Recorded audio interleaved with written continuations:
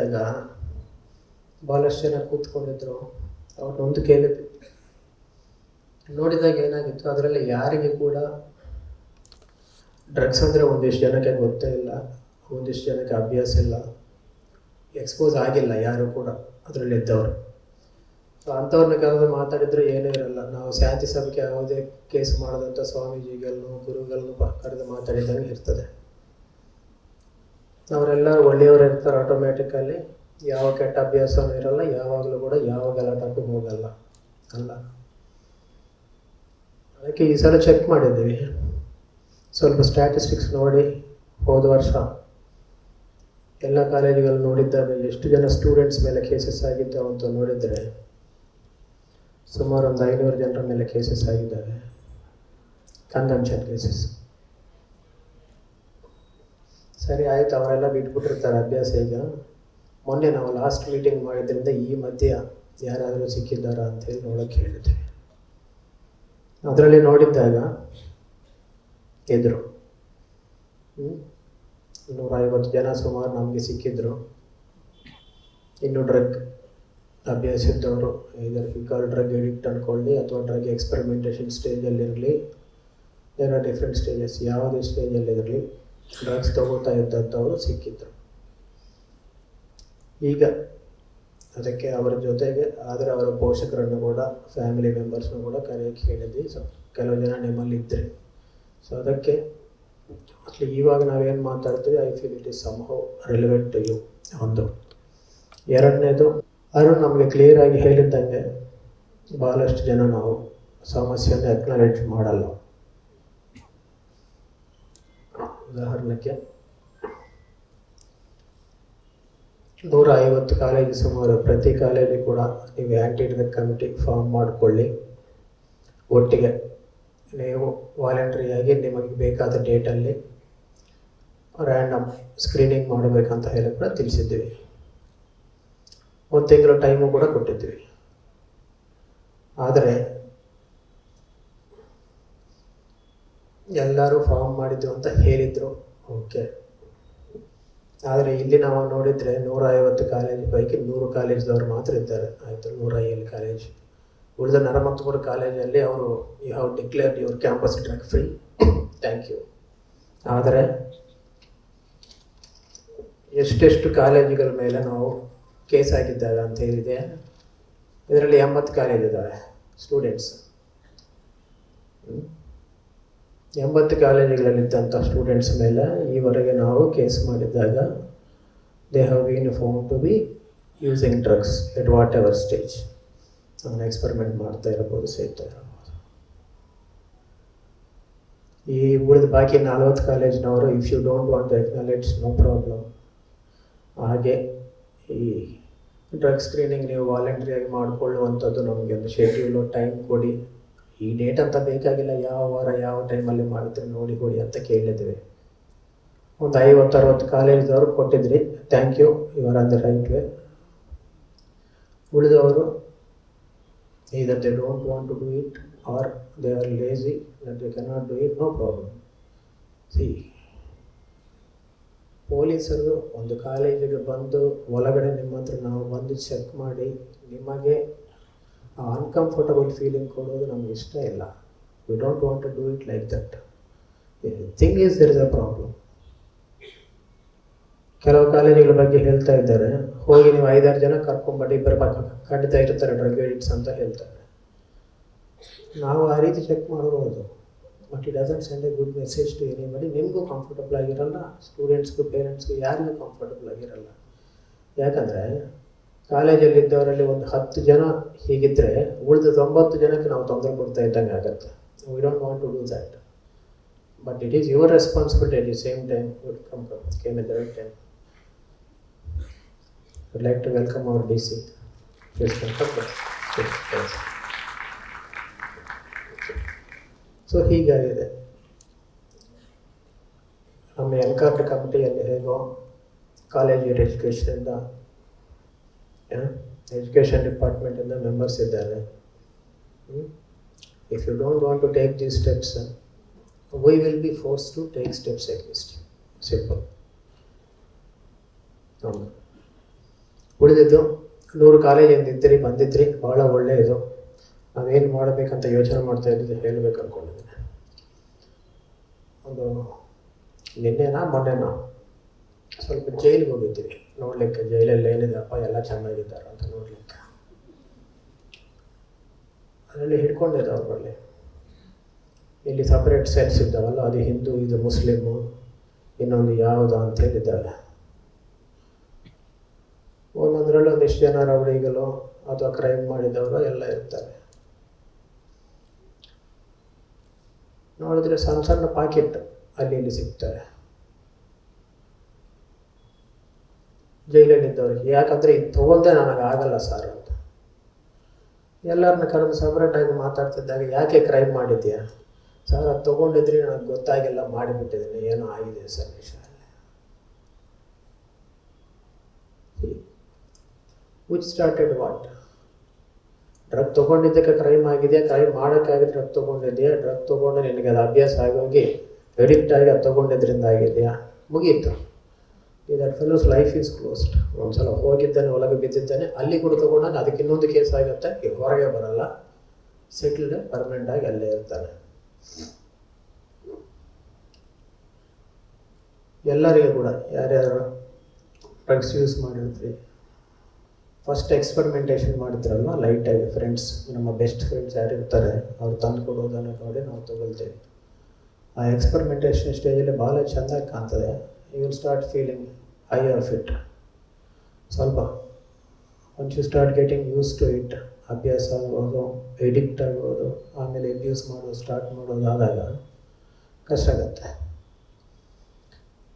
ನಿನ್ನೆ ಸಿಕ್ಕವರು ಒಂದಿಬ್ಬರು, ಅವನು ಸಿಕ್ಕೊಂಡು ಬಂದು ಎಲ್ಲ ಮಾಡಿ ಕೇಳಿದ ಮೇಲೆ ಹೇಳ್ತಾರೆ, ನಿಂದು ಏನು ಕೇಸ್ ಅಂದರೆ, ಮೊದಲೆಲ್ಲ ಏನು ಕೇಸಸ್ಸು, ಒಂದು 302, 307 murder case, attempt murder case ಇತ್ತು. ಆವಾಗ ಯಾಕೆ ಮಾಡಿದ್ದೀಯ ಅಂತ ಕೇಳಿದರೆ ಏನು ಹೇಳ್ತಾರೆ, under the influence of drugs. ಈಗೇನು ಕೇಸ್ ಇದೆ ಸಾಮಾನ್ಯ ಮೇಲೆ ಅಂತ ಕೇಳಿದರೆ drugs supply. Okay, sequence clear ಆಗಿರ್ತದೆ. ನೀವು ಫಸ್ಟ್ ಸ್ಟಾರ್ಟ್ ಮಾಡಿ ಆಟ ಆಡಿದಾಗ ನಾರ್ಮಲ್ ಆಗಿರ್ತದೆ, ಉಳಿದಿದ್ದೆಲ್ಲ ಒಂದೊಂದು ಸ್ಟೆಪ್ ಹೋಗ್ತಾ ಇರ್ತೀರಿ. ಇದಕ್ಕೇನಾಗಿದೆ, ಮತ್ತೆ ನಮ್ಮದಾಗಿ ಒಂದು ಗ್ರೂಪ್ ಬೇಕು. ಯಾರ್ಯಾರು 3-4 ಜನ ಸಹಿತ ಇರ್ತಾರೆ, ಅವ್ರು you will form a separate group of your own. ಆಮೇಲೆ ತೊಗೊಳ್ತಾ ಇರ್ತೀವಿ. ಪೊಲೀಸರಿಗೆ ಒಬ್ಬನು ಸಿಕ್ಕಿದಾಗ ಏನು ಮಾಡ್ತಾರೆ, ನಿಮ್ಮ 4 ಜನರಲ್ಲಿ ಒಬ್ಬನು ತಪ್ಪು ಮಾಡಿದರೆ ಆಟೋಮೆಟಿಕ್ 4 ಜನ ಹೋಗಲೇಬೇಕಲ್ಲ. ಮೊನ್ನೆ ಯಾರು ಹೇಳ್ತಾ ಇದ್ರು, ಒಬ್ಬ 13-14 ವಯಸ್ಸು ಹುಡುಗಿನ ಕರ್ಕೊಂಡೋಗಿ ಅವನು ರೇಪ್ ಮಾಡಿಬಿಟ್ಟಿದ್ದಾನೆ. ಒಟ್ಟಿಗೆ 4 ಜನ ಇದ್ದರು, ಸರ್ ಒಬ್ಬನೇ ಮಾಡಿದ್ದಾನೆ, 4 ಜನ ಮಾಡಿಲ್ಲ ಅಂತೇಳಿ. ಚೆಂದಾಗಿದೆ ನಿಮ್ಮ ಸ್ಟೋರಿ. ಎಲ್ಲರೂ ಜೈಲಿಗೆ ಹೋಗಿದ್ದಾರೆ, ಏನಾದ್ರು ಕೇಳಿದರೆ ಡ್ರಗ್ಸ್. ಯಾಕೆ ಮಾಡ್ತಾ ಇದ್ದೀರಲ್ಲ? ಒಂದು ಸಲ ಯೋಚನೆ ಮಾಡಿ. ನಿಮ್ಮ ಫ್ಯೂಚರ್ ಹೇಳಿದ್ದೀನಿ, ಇದನ್ನು ನೀವು ನಿಲ್ಲಿಸಿಲ್ಲ ಅಂದರೆ ನಮ್ಮ ಫ್ಯೂಚರ್ ಎಲ್ಲಿರ್ತದೆ ಅಂತ ಹೇಳಿ ನಿಮ್ಮೆಲ್ಲರಿಗೂ ಕೂಡ ಹೇಳಿದ್ದೀನಿ. ಪ್ರತಿಯೊಬ್ಬನಿಗೆ ಕೂಡ ಅವನ ಜೀವನವನ್ನು ಚೇಂಜ್ ಮಾಡ್ಕೊಳ್ಳಿಕ್ಕೆ ಎಷ್ಟು ಸಮಯ ಬೇಕು ಅಂತ ಹೇಳಿ ಒಂದು ಡಿಸ್ಕಷನ್ ಇರ್ತದೆ. ನನಗೆ ಗೊತ್ತಿದ್ದ ಒಬ್ಬ ದೊಡ್ಡ ವ್ಯಕ್ತಿ ಹೇಳಿದರೆ, 1 ಸೆಕೆಂಡ್ ಸಾಕು ಅಂತ ಹೇಳಿ. ಈ ಸೆಕೆಂಡಿಂದ ನಾನು ಆ ಹವ್ಯಾಸವನ್ನು ಬಿಡ್ತಾ ಇದ್ದೇನೆ, ಇನ್ನು ಮುಂದೆ ಮಾಡೋದಿಲ್ಲ. ನನ್ನ ಲೈಫ್ ಏನು ಹಾಳಾಗಿದೆ ಅಥವಾ ಹಾಳಾಗಲಿಕ್ಕೆ ಬಂದಿದೆ ಅದನ್ನು ಅಲ್ಲೇ ತಡೀತೀನಿ. ಇನ್ನು ಮುಂದೆ ನನ್ನ ಜೀವನ ಹೇಗೆ ಇರಬೇಕಂತ ನಾನೇ ಬರ್ಕೊಂಡು ಅದರ ಪ್ರಕಾರ ನಡ್ಕೊಂಡು ಹೋಗ್ತೀನಿ. ನನ್ನ ಯಶಸ್ವಿ ನನಗೆ ಮುಂದೆ ಕಾಣ್ತಾ ಇದೆ ಅಂತ ಹೇಳಿ ಯಾರು ಬೇಕಾದರೂ ನಿಮ್ಮಲ್ಲಿ ಯೋಚನೆ ಮಾಡ್ಬೋದು. ಹಾಗೆ ಯೋಚನೆ ಮಾಡಿದರೆ ಮಂಗಳೂರು ಹೆಸರು ಬಂದ ತಕ್ಷಣ ದೊಡ್ಡವರು ಯಾರಿದ್ದಾರೆ ಅಂಥೇಳಿ ಒಂದು 50 ಹೆಸರು ಬರ್ತಾರೆ. ಆ ಹೆಸರುಗಳಲ್ಲಿ ನಿಮ್ಮದು ಕೂಡ ಇರಲಿಕ್ಕೆ ಅವಕಾಶ ಇದೆ. ಇಲ್ಲ, ನಾನು ಹೀಗೆ ಕಂಟಿನ್ಯೂ ಮಾಡೋಕ್ಕೆ ಹೋಗ್ತಾ ಇರ್ತೀನಿ ಅಂತ ಹೇಳಿದರೆ ನೆಕ್ಸ್ಟ್ ಟೈಮ್ ನಾವು ಇಲ್ಲಿ ಕೌನ್ಸಿಲಿಂಗ್ ಮಾಡಲ್ಲ. ಜೈಲಲ್ಲಿ ಕೌನ್ಸಿಲಿಂಗ್ ಒಂದು ನಡೀತದೆ. ನಾವು ಸಪ್ರೇಟಾಗಿ ಒಂದು ರೀತಿ ಕೌನ್ಸಿಲಿಂಗ್ ಮಾಡ್ತೀವಿ ಅವರಿಗೆ ಕೂಡ. ಸೊ ಆ ಕೌನ್ಸಿಲಿಂಗ್ ನಿಮಗೆ ಬೇಡ ಅಂತ ಅನಿಸುತ್ತೆ. ಪ್ರತಿಯೊಂದಕ್ಕೂ ಪ್ರತಿ ದಾರಿ ಇದೆ. ಹೇಳ್ತೀವಿ, ಅವಕಾಶ ಕೊಡ್ತೀವಿ, ಮಾತಾಡ್ತೀವಿ. ಕಲಿತೀರ ಕಲಿಯಿರಿ, ಇಲ್ಲ ದಾರಿ ಇರ್ತದೆ ಅದಕ್ಕೂ ಕೂಡ. ಇಲ್ಲಿರೋದಕ್ಕಿಂತ ಒಳಗಡೆ ಇರುವಂಥ ಸಮಸ್ಯೆ ಇರ್ತದೆ. ನಿಮ್ಮಲ್ಲಿ ಯಾರಿಗೂ ಕೂಡ ಆ ರೀತಿ ಅವಕಾಶ ಇರಬಾರ್ದು, ಹಾಗಾಗಬಾರ್ದು ಅನ್ನೋ ಉದ್ದೇಶದಿಂದ ಎಲ್ಲರನ್ನೂ ಕರೆದು ಹೇಳ್ತಾ ಇದ್ದೇವೆ. ಒಟ್ಟಿಗೆ ಕೆಲವು ಜನ ಪೋಷಕರನ್ನು ಕರೆದಿದ್ವಿ, ಫ್ಯಾಮಿಲಿ ಮೆಂಬರ್ಸು ಕೂಡ ಬಂದಿದ್ದಾರೆ. ನಿಮಗೆ ಒಳ್ಳೆಯದು, ಒಂದು 2-3 ಜನ ಅವ್ರ ಮಕ್ಕಳು ಸ್ಟಾರ್ಟಿಂಗ್ ಫೇಸಲ್ಲಿದ್ದಾಗಲೇ ಗುರ್ತಿಸ್ಕೊಂಡು ನಮ್ಮ ಹತ್ರ ಬಂದಿದ್ದಾರೆ. ಅದಕ್ಕೆ ಸುಮಾರು ಜನ ಸಿಕ್ಕಿದ್ದಾರೆ. ಅದೇ ರೀತಿಯಲ್ಲಿ ಎಲ್ಲ ಪೇರೆಂಟ್ಸು ಕೂಡ ನಿಮ್ಮ ಮಕ್ಕಳದ್ದು ಬಿಹೇವಿಯರಲ್ ಚೇಂಜಸ್ ವಾಚ್ ಮಾಡ್ತಾಯಿರಿ. ಟೀನೇಜಲ್ಲಿ ಬಂದಾಗ ಹಾರ್ಮೋನಲ್ ಚೇಂಜಸ್ ಆಗ್ತವೆ, ಅದು ಬೇರೆ. ಬಾಡಿಯಲ್ಲಿ ಯಾಕೆ ಚೇಂಜಸ್ ಆಗ್ತಾ ಇದ್ದಾವೆ, ಅದು ಟೀನೇಜಿಗೆ ಬಂದಿದ್ದಕ್ಕಾಗಿದೆಯಾ ಅಥವಾ ಇವನೇನಾದ್ರು ಡ್ರಗ್ ವಿಕ್ಟಿಮ್ ಆಗ್ತಾ ಇದ್ದಾನೆ. ಕೈಯಲ್ಲಿ ದುಡ್ಡು ಕೊಡುವಾಗ ಒಬ್ಬೊಬ್ಬನಿಗೆ ಎಷ್ಟು ಅವರಿಗೆ ಬೇಕಾಗತ್ತೆ ಅದಕ್ಕಿಂತ ಜಾಸ್ತಿ ಕೊಡೋದು, ಲಕ್ಸರೀಸ್ಗೆ ಸಾಕಷ್ಟು ಕೊಡೋದು ದುಡ್ಡು, ಅದು ಕೊಟ್ಟಾಗ ವೇಸ್ಟ್ ಆಗುತ್ತೆ. ಸೊ ಇದು ಇಂಥ ಕೊಟ್ಟರು ಕೂಡ ಸಮಸ್ಯೆ ಆಗುತ್ತೆ. ಈಗ ನೆಕ್ಸ್ಟ್ ನಾವೇನು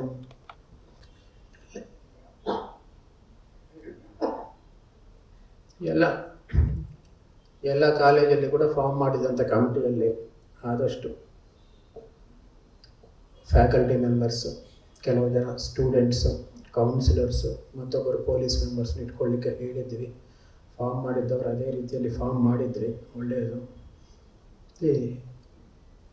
ಈ ಕಮಿಟಿ ಉದ್ದೇಶ ಒಂದೇ, to make sure your campus is drug free. And how do you do that? There are only 3 things: identify risk, attend to it, reduce supply. Identifying risk.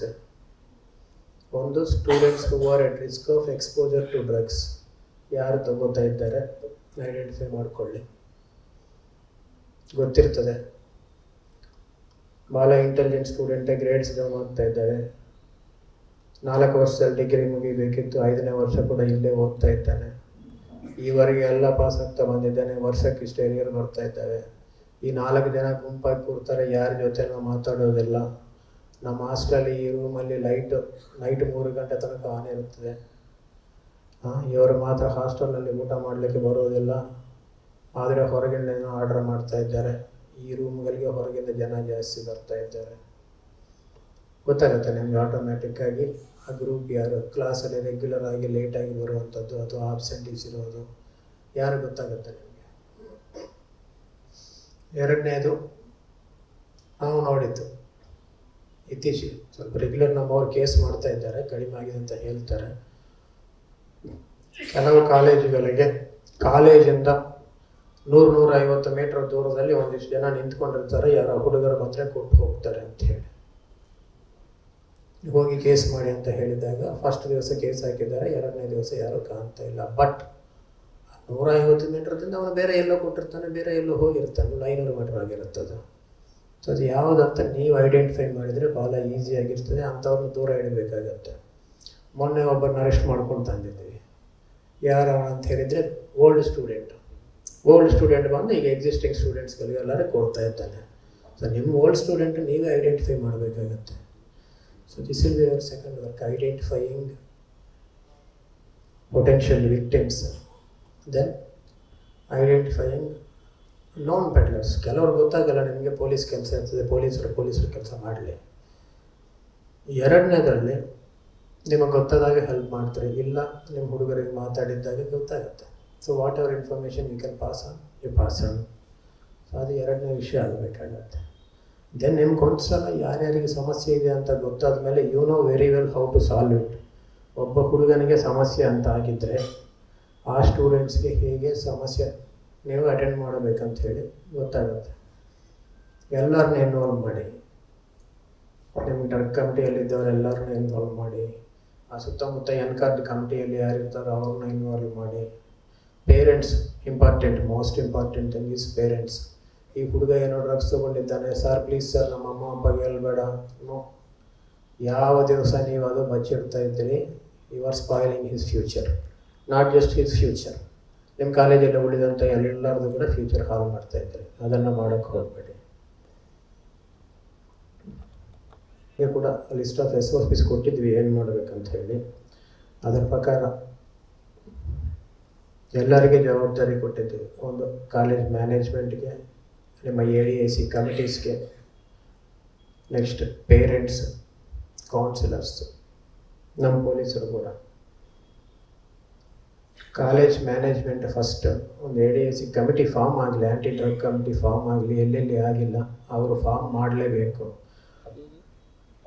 ಅದನ್ನು ಫಾರ್ಮ್ ಮಾಡಿಕೊಂಡು ನಮ್ಮವರು ಫಾಲೋ ಮಾಡ್ತಾರೆ. ನಾನಂತೂ ಫೋರ್ಟ್ನೈಟ್ಲಿ review ಮಾಡ್ತೀವಿ. Already ಎಲ್ಲರಿಗೂ schedule ಇದೆ, ರೆಗ್ಯುಲರಾಗಿ ಮಾಡ್ತಾ ಇರ್ತೀವಿ ಆ ಮೀಟಿಂಗ್. ಇದರಲ್ಲಿ ಕೇಳಿದಾಗ ನಮ್ಮ ACPಗಳೆಲ್ಲ ಚೆಂದಾಗಿದ್ದಾರೆ, ಯಾರನ್ನೂ ಬಿಡುವವರಲ್ಲ. ಅದಕ್ಕೆ ಅದನ್ನು ಕೂಡ ಸ್ವಲ್ಪ ನೋಡಿಕೊಳ್ಳಿ. ಕಮಿಟಿ ಫಾರ್ಮ್ ಮಾಡಿದ ಮೇಲೆ ಈ ಕಮಿಟಿಯವರು ಏನು ಮಾಡಬೇಕು? ಒಂದು ಐಡೆಂಟಿಫಿಕೇಷನ್, ಎರಡನೇದು ರೆಗ್ಯುಲರ್ ಸ್ಕ್ರೀನಿಂಗ್ ಆಗಲೇಬೇಕು ಕಾಲೇಜಲ್ಲಿ. ಅದನ್ನು ಸ್ಕ್ರೀನಿಂಗ್ ಮಾಡಿಸಿ ಏನು ಸಮಸ್ಯೆ ಇದೆ ಅಂತ ಒಪ್ಕೊಳ್ಳಿಕ್ಕೆ. ಇಲ್ಲ ನಮ್ಮಲ್ಲಿ ಯಾರಿಗೇನು ಅಭ್ಯಾಸ ಇಲ್ಲ, ಇಟ್ ಈಸ್ ಝೀರೋ ಬರಲಲ್ವಾ. If it is zero will declare to Mangaluru city this campus is free. ನಿಮಗೆ ಅಡ್ವರ್ಟೈಸ್ಮೆಂಟ್ ಆಗುತ್ತೆ, ನಾನೇ ಬಂದು ನಿಂತ್ಕೊಂಡು ನಿಮ್ಮ ಕಾಲೇಜ್ ಪರವಾಗಿ ಅಡ್ವರ್ಟೈಸ್ಮೆಂಟ್ ಕೊಡ್ತೇನೆ. If there is a particular college which is declared drug free, you will be happy. Make your college drug free in future. So this has to be done. ಕೆಲವು ಜನ ಕೊಟ್ಟಿದ್ದಾರೆ, ಜುಲೈಯಲ್ಲಿ ಆಗಸ್ಟಲ್ಲಿ ಚೆಕ್ ಮಾಡ್ತೀವಿ ಅಂತ ಹೇಳಿ. So this has to happen regularly. I will be monitoring it personally. ನಮ್ಮ DSPs ನಿಮ್ಮ ಏರಿಯಾಸಲ್ಲಿ nodal officers ಆಗಿರ್ತಾರೆ ACPಯಲ್ಲಿ. So ಎಲ್ಲಿ ಯಾವುದೇ ನಿಮಗೆ ಇಮಿಡಿಯೇಟ್ ಸಮಸ್ಯೆ ಇದ್ದರೂ ಕೂಡ ಇಲ್ಲಿ ರವೀಶ್ ಅಂತ ನಮ್ಮ ಏನದು ನಾರ್ಕೋಟಿಕ್ ಪೊಲೀಸ್ ಸ್ಟೇಷನ್ಗೆ ACP ಇದ್ದಾರೆ. ಸೊ ಅವರು ಅದನ್ನು ನೋಡ್ಕೋತಾರೆ. You can directly talk to him any time. ಇಲ್ಲ ನನಗೂ ಮಾತಾಡ್ಬೋದು, ಪ್ರಾಬ್ಲಮ್ ಏನಿಲ್ಲ. ರೆಗ್ಯುಲರ್ ಆಗಿ ಸ್ಟೂಡೆಂಟ್ಸ್ಗೆ ಇಂಟ್ರ್ಯಾಕ್ಟ್ ಆಗ್ತಾ ಇರಬೇಕೆಲ್ಲರೂ ಕೂಡ. ಇಂಟ್ರ್ಯಾಕ್ಟ್ ಮಾಡಿ ಅವರಿಗೆ ಎಲ್ಲಿ ಸಮಸ್ಯೆ ಬರ್ತದೆ, ಯಾವ ಟೈಮಲ್ಲಿ ಯಾವ ರೀತಿಯಲ್ಲಿ ಡ್ರಗ್ ಇಂಟ್ರಡಕ್ಷನ್ ಮಾಡ್ತಾರೆ, ಯಾರು ಮಾಡಲಿಕ್ಕೆ ಅವಕಾಶ ಇದೆ, ಆಲ್ ವಾರ್ನಿಂಗ್ ಸೈನ್ಸ್ ಆ್ಯಂಡ್ ಸಿಗ್ನಲ್ಸ್ಗಾಗಿ ಹುಡುಕ್ತಾನೆ ಇರಬೇಕಾಗತ್ತೆ. ಸೊ ಅದನ್ನು ಮಾಡಬೇಕು. ಆ್ಯಂಡ್ ಪೇರೆಂಟ್ಸ್ಗೊಂದು the biggest role is of parents. Continuous ಆಗಿ ನೋಡೋದು ಇಬ್ಬರೇ. ಕಾಲೇಜಲ್ಲಿ 8 ಗಂಟೆ ಅವ್ರು ನೋಡ್ತಾರೆ, ಬಾಕಿ ಮನೆಯಲ್ಲಿ ನೀವು ನೋಡ್ತೀವಿ. ಬಿಹೇವಿಯರಲ್ ಚೇಂಜಸ್ ಎಲ್ಲಾದರೂ ಇದ್ದರೆ ನಿಮ್ಗದು ರೆಡ್ ಲೈಟ್ ಬರ್ತಾ ಇದ್ದರೆ ಆಟೋಮ್ಯಾಟಿಕ್ ಆಗಿ ತಿಳ್ಕೊಂಡು ಸಮಸ್ಯೆ ಏನಾಗಿದೆ ಅಂತ ಕಾಲೇಜಿಗೆ ಡಿಸ್ಕಸ್ ಮಾಡಿ, ಆಮೇಲೆ ಕೌನ್ಸಿಲರ್ಸ್ ಯಾರಾದರೂ ಇದ್ದರೆ ತಿಳ್ಕೊಳ್ಳಿ, ಮಕ್ಕಳ ಜೊತೆ ಮಾತಾಡಿ. ನೀವು ಮಾತಾಡಿಲ್ಲ ಅಂದರೆ ಅವರು ಎಲ್ಲೋ ಮಾತಾಡಿ ಏನೋ ಮಾಡ್ಕೊಳ್ತಾರೆ. ಎಲ್ಲಾದರೂ ಸಮಸ್ಯೆ ಇದ್ದರೆ ಅಟೆಂಡ್ ಮಾಡಲಿಕ್ಕೆ, ಆನ್ಸರ್ ಮಾಡಲಿಕ್ಕೆ ಭಾಳಷ್ಟು ಜನ ಇದ್ದಾರೆ. ಮಂಗಳೂರಲ್ಲಿ ಸಮಸ್ಯೆ ಜೊತೆಗೆ ಸೊಲ್ಯೂಷನ್ ಕೂಡ ಇದೆ. There are thousands of counsellors here. ನಿಮಗೆ ಎಲ್ಲೇ ಪ್ರಾಬ್ಲಮ್ ಇದ್ದರೂ ಕೂಡ ಅದನ್ನು ಸಾಲ್ವ್ ಮಾಡಲಿಕ್ಕೆ. Next important thing is peers, students. ಯಾರಿಗೆ ಡ್ರಗ್ ಅಬ್ಯೂಸ್ ಇಲ್ಲ, ಡ್ರಗ್ಸ್ ಅಭ್ಯಾಸ ಇಲ್ಲ ಅಂಥವರೆಲ್ಲರೂ ಕೂಡ ನಿಮ್ಮ ಆಜು ಬಾಜು ಎಲ್ಲಾದರೂ ಯಾರಾದರೂ ಇಂಥ ಕೆಲಸ ಮಾಡ್ತಾ ಇದ್ದರೆ ನಮಗೆ ತಿಳಿಸ್ಬೇಕು. ನಾವೊಂದು ಕೊಟ್ಟಿದ್ದೀವಿ, ಏನದು ಒಂದು QR ಕೋಡ್ ಎಲ್ಲರಿಗೂ ಶೇರ್ ಮಾಡಿ ಡೇಟಾ ಕೊಡಿ ಅಂತ ಕೇಳಿದ್ವಿ. ಸುಮಾರು ಜನ ಕೊಟ್ಟಿದ್ರೆ ಏನಂತ ಹಾಕಿದ್ರಿ, ನಮ್ಮ ಕಾಲೇಜಲ್ಲಿ ತಗೋತಾ ಇದ್ದಾರೆ ಒಂದಿಷ್ಟು ಜನ ಅಂತ ಹೇಳಿ ಕೊಟ್ಟಿದ್ರೆ. ತೊಂದರೆನಿಲ್ಲ, ಹೆಸರು ಕೊಡಿ. ನಿಮ್ಮ ಹೆಸರು ಹೊರಗೆ ಬರಲ್ಲ, ಅವನ ಹೆಸರು ಕೂಡ ಹೊರಗೆ ಬರೋದಿಲ್ಲ. ನೀವು ಅದನ್ನು ಹೆದರ್ಕೊಂಡು ಆ ಹೆಸರು ಹೊರಗೆ ಬಂದಿಲ್ಲ ಅಂದರೆ ನಮಗೆ ಯಾವ ಕಾಲೇಜಲ್ಲಿ ಡ್ರಗ್ಸ್ ತಗೋತಾ ಇದ್ದಾರೆ ಅಂತ ಗೊತ್ತಿರ್ತದೆ, ಬಟ್ ಯಾರು ಅಂತ ಸ್ವಲ್ಪ ಕಷ್ಟ ಆಗುತ್ತೆ ತಿಳ್ಕೊಳ್ಳಿಕ್ಕೆ. ನಾವೇನು ಮಾಡಲ್ಲ. ನೀವು ಅದು ಕೊಟ್ಟರೆ ಫಸ್ಟ್ ನಿಮ್ಮ ಕಾಲೇಜಿನವರೇ ನೀವೇ ಆ ಕಮಿಟಿಯಲ್ಲಿದ್ದರೆ ನೀವೇ ಹೋಗಿ ಅವನಿಗೆ ಅಟೆಂಡ್ ಮಾಡಿ. ಫಸ್ಟ್ ನಿಮ್ಮ ಕೈ ಮೀರಿ ಹೋಗಿದ್ದಾಗಲ್ಲ ಯಾರು ಬರೋದು ಹೊರಗಡೆಯಿಂದ. ಸೊ ಒಂದು ಕಂಪ್ಲೇಂಟ್ ಕೊಟ್ಟಾಗ ಅದರಲ್ಲಿ don't mind writing names of anybody. ಭಾಳಷ್ಟು ಜನ, ಒಂದು 40 ಜನ ಸುಮಾರು ಕಂಪ್ಲೇಂಟ್ ಕೊಟ್ಟಿದ್ರಿ, ಹೆಸರು ಬಂದಿಲ್ಲ ಯಾವುದು ಕೂಡ. ಒಬ್ಬರು ಕೊಟ್ಟಿದ್ದಾರೆ, ಅದರಲ್ಲಿ ಸೆಟ್ ಆಗಿದೆ ಎಲ್ಲ. ಯಾರ್ಯಾರು ಆ ಏರಿಯಾಗೆ ಕೊಡ್ತಾರೆ ಅರೆಸ್ಟ್ ಆಗಿದ್ದಾರೆ ಎಲ್ಲರೂ ಕೂಡ. ಅಷ್ಟೇ ಅಲ್ಲ, ಇನ್ನೊಬ್ಬರು ಯಾವುದೋ ಕಂಪ್ಲೇಂಟ್ ಕೊಟ್ಟಿದ್ದಾರೆ ನಮ್ಮ ಸೆಂಟ್ರಲಲ್ಲಿ. ಅವರೆಲ್ಲ ಹುಡುಕೊಂಡು ಬೇರೆ ಜಿಲ್ಲೆಯಿಂದ ಎಲ್ಲಿ ಬರ್ತದೆ ಅವ್ರನ್ನೂ ಕೂಡ ಹಿಡಿಯೋಕ್ಕೆ ಒಂದು ಟೀಮ್ ಏನೋ ಹೋಗಿದೆ. ಇವತ್ತು ಮಾಡ್ತಾರೆ, ಅದು ಕೂಡ ಹಿಡ್ಕೊಂಡು. ಕೊನೆಗೆ 2 ಇದ್ದಾವೆ ಡ್ರಗ್ಸ್ ನಿಲ್ಲಿಸ್ಬೇಕಾದ್ರೆ. ಒಂದು ಸಪ್ಲೈ, 2 ಡಿಮ್ಯಾಂಡ್. ನೀವೆಲ್ಲರೂ ಕೈ ಜೋಡಿಸಿ ಕೆಲಸ ಮಾಡಿದರೆ ಅಷ್ಟೇ ಡಿಮ್ಯಾಂಡ್ ನಿಲ್ತದೆ. ಇಲ್ಲಾಂದರೆ ಎಲ್ಲಾದರೂ ಒಂದು ಕಡೆಯಿಂದ ಸಪ್ಲೈ ಮಾಡಲಿಕ್ಕೆ ಪ್ರಯತ್ನ ಮಾಡೇ ಮಾಡ್ತಾರೆ. ಈ ಸಪ್ಲೈ ಸೈಡಿಂದ ಪೊಲೀಸರು ಕಳ್ಳರನ್ನು ಹಿಡ್ಕೊಂಡು ಸಪ್ಲೈ ಮಾಡುವವ್ರನ್ನ ಅರೆಸ್ಟ್ ಮಾಡಿ ಒಳಗಾಕಬೇಕು. ಸ್ವಲ್ಪ ಅವರಿಗೆ ಬುದ್ಧಿಮಾತು ಹೇಳಬೇಕು, ಅದು ನಾವು ಮಾಡ್ತೀವಿ. ಆದರೂ ಕೂಡ ಡಿಮ್ಯಾಂಡ್ ಕಡಿಮೆ ಆಗಿಲ್ಲ ಅಂದರೆ, ಬಂದಾಗಿಲ್ಲ ಅಂದರೆ ಯಾರೋ ಒಬ್ಬರು ಬರ್ತಾನೆ ಇರ್ತಾರೆ, ಹೊಸದಾಗಿ ಯಾರು ಕಾಲರಿದ್ರೆ ಅವರು ಇಲ್ಲದ ಡಿಮ್ಯಾಂಡ್ ಕೂಡ ಕ್ರಿಯೇಟ್ ಮಾಡಲಿಕ್ಕೆ ನೋಡ್ತಾರೆ. ನಿಮಗೆ ಯಾವಾಗ ಮಾನಿಟ್ರಿಂಗ್ ಮಿಸ್ ಆಗುತ್ತೆ ಸ್ವಲ್ಪ ಕಂಪ್ಲಸೆನ್ಸಿ ಬರುತ್ತೆ ಒಂದು 15-20 ದಿವಸ ಆದಮೇಲೆ. ಸೊ ಅದು ಬಿಟ್ಟು ರೆಗ್ಯುಲರ್ ಆಗಿ it should be a practice and inculcated. ಅದಕ್ಕೆ ನಾನು ನನ್ನ ಮೀಟಿಂಗ್ಸಲ್ಲೇ ರಿವ್ಯೂ ಮೀಟಿಂಗ್ಸಲ್ಲೇ 15 days ಒನ್ಸ್ ರೆಗ್ಯುಲರ್ ಮೀಟಿಂಗ್ ನಂದು ನಡೀತಾ ಇರ್ತದೆ. ಸೊ ನಾನೇ ಮಾಡಿದ್ದಾಗ ನೀವು ಕೂಡ ಸ್ವಲ್ಪ ಮಾಡಿಕೊಳ್ಳೆ, ಸಮಸ್ಯೆ ಏನಿರಲ್ಲ ಅದರಲ್ಲಿ. ಸೊ ಈ ರೀತಿ ಮಾಡ್ಕೊಂಡು ಹೋಗಿದ್ರೆ ವಾಟ್ ಐ ವಿಶೇಸ್ ಇಷ್ಟು ಉದ್ದಕ್ಕಿರುವಂಥ ಈ ಲಿಸ್ಟ್ 0 ಆಗಬೇಕಂತ ನಂದು ಆಶೆ. ಅಟ್ಲೀಸ್ಟ್ ನೆಕ್ಸ್ಟ್ ಟೈಮ್ ನಾವು ಭೇಟಿಯಾಗಿದ್ದಾಗ this number should come down drastically, not because of working, ಅಂದರೆ ಗೊತ್ತಿದೆ ಆದರೂ ಕೂಡ ಲೆಕ್ಕ ಕೊಟ್ಟಿಲ್ಲ ಅನ್ನುವಂಥದ್ದಾಗದೆ ನಿಜವಾಗಲೂ ಕಡಿಮೆ ಆಗುತ್ತೆ ಅಂತೇಳಿ ಆಸೆ. ಎಲ್ಲರೂ ಒಟ್ಟಿಗೆ ಹೋರಾಟ ಮಾಡಿದರೆ ಯಾವ ಸಮಸ್ಯೆ ಇದ್ರೂ ಕೂಡ ಸಾಲ್ವ್ ಆಗುತ್ತೆ. ನಾವಂತೂ ನಮ್ಮ ಕೆಲಸ ಮಾಡೇ ಮಾಡ್ತೀವಿ, ನೀವು ಕೂಡ ನಮ್ಮ ಜೊತೆ ಸೇರಿ ಎಲ್ಲರೂ ಮಾಡಿ. ನೆಕ್ಸ್ಟ್ ಈಗ ಸಮಸ್ಯೆಗಳು ಒಂದಿಷ್ಟು ಜನಕ್ಕೆ ಬಂದಿದ್ದಾರೆ ನಮ್ಮ ಹತ್ರ ದೊಡ್ಡವರು ಮಾತಾಡೋಕ್ಕೆ, ಅವರೆಲ್ಲರಿಗೂ ಕೂಡ ಧನ್ಯವಾದಗಳು. ಎಲ್ಲರೂ ಕೂಡ ನಮ್ಮೊಟ್ಟಿಗೆ ಕೆಲಸ ಮಾಡಿ, let us all fight together to get Mangaluru free of drugs. Thank you. Thanks.